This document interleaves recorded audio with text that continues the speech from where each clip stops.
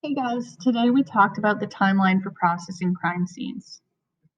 So we started by really talking about, what happens when a crime happens. Who do we call?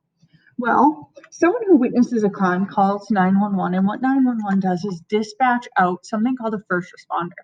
This is typically fire, police, or EMT, or some combination of all three. First responders must assess the scene to determine if any additional assistance, like state police, crime scene teams, SWAT, will be needed. At all scenes, PPE must be worn to not contaminate the scene because the last thing you want is your DNA to end up at the scene of a crime, and then you look like a suspect.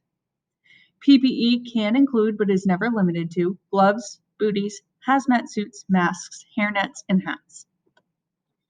Before you enter the scene of a crime, you have to make sure it's within your jurisdiction.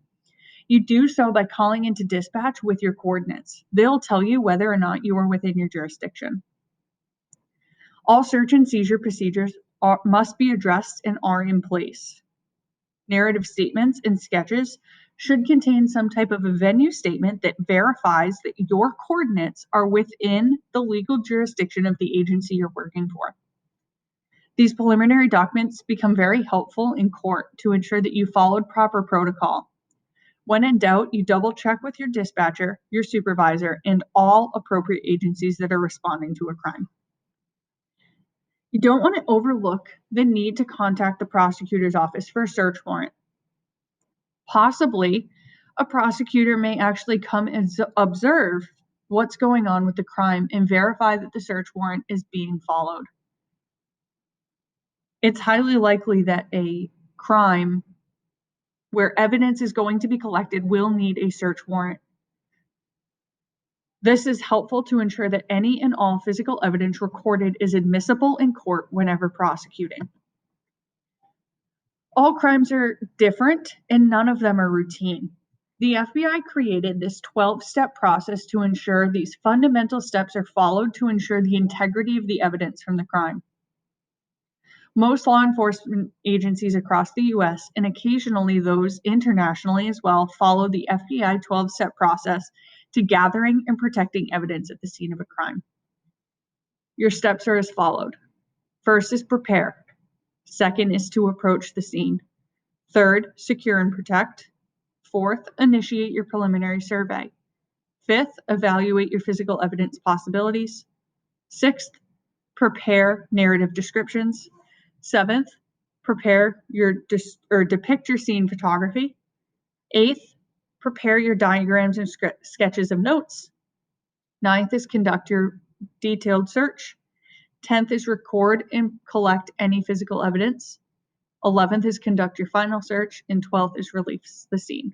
Let's take a look at these steps a little bit more in depth. First is to prepare. Prepare yourself, dress appropriately, prepare the scene. Know what you're walking into. Attend the briefing by the first responder to know what type of crime you're walking into. You dress appropriately. At this step is also where you will obtain the search warrant if it has not already been done so by the first responder. Second is to approach the scene. You approach with caution. Enter and exit through the same pathway, minimizing the damage to physical evidence. This may not be the easy way in, but you need to do so in a way that does not come close to any damaging of the physical evidence. You sign into your security checkpoint, or you will be signed in as soon as it is set up. And it's good practice to just bring all of the tools with you that you'll need for the scene. Third is to secure and protect.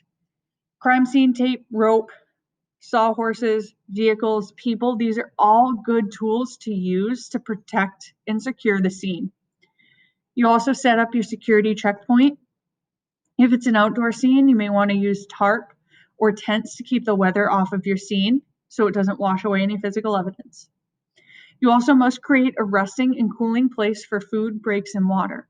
If this is going to be a multi-day investigation, which most crime scenes are, you do need to consider renting some type of porta-john or porta-potty to allow for breaks because you cannot use a bathroom inside of a crime scene. Initiate your preliminary survey. This happens both inside and outside of the scene.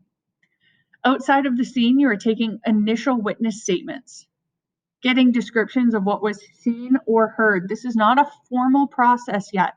Just what did you hear? Okay, now we know what to look for. Inside the scene, the initial photography or videography is being done, usually by body cams nowadays. Sketches of the scene are being made, and the medical examiner is performing a preliminary survey of the body before removing it from its state. 5 is to evaluate physical evidence possibilities. This is happening while photography and sketches are being performed. You want to look at the scene as a whole and note where possible evidence could be. Point out to your photographer what they should be taking pictures of, if that photographer is not a crime professional. Physical evidence gets taken off the body at this point before the body is sent to the medical examiner's office so it can be packaged properly. But you need to stay out of the way of the photographer. You don't want to touch anything or disturb anything until they have completed their job. This is important to maintaining the originality of the scene. In step 6, this is happening outside of the scene while step 5 is happening. And this is when you are taking formal written statements from witnesses, neighbors, or passersby, getting descriptions of what these people may have seen, scheduling off-site interviews with them for a second formal statement. And if it is applicable, you work with a sketch artist down at the police station to draw a detailed sketch of the suspect based off of what they witnessed. Step 7 is formal scene photography.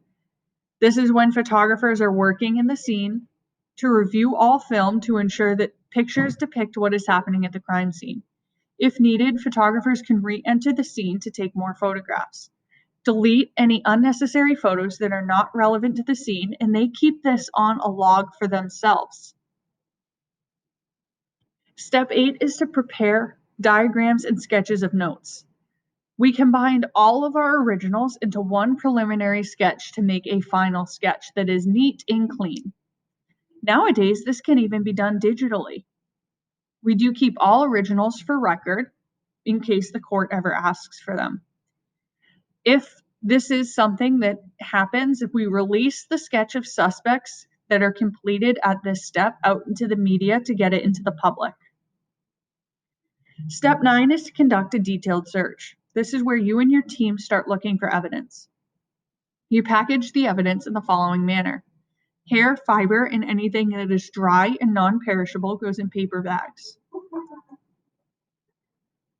Wet evidence that may contain body fluids is packaged in plastic to not degrade that body fluid. Fingerprints get lifted and placed on tape inside of a bag of appropriate size.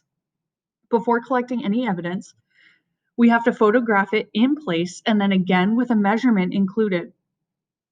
Once it's bagged, we tape over the seal, initial and date the end of the tape, and the seal.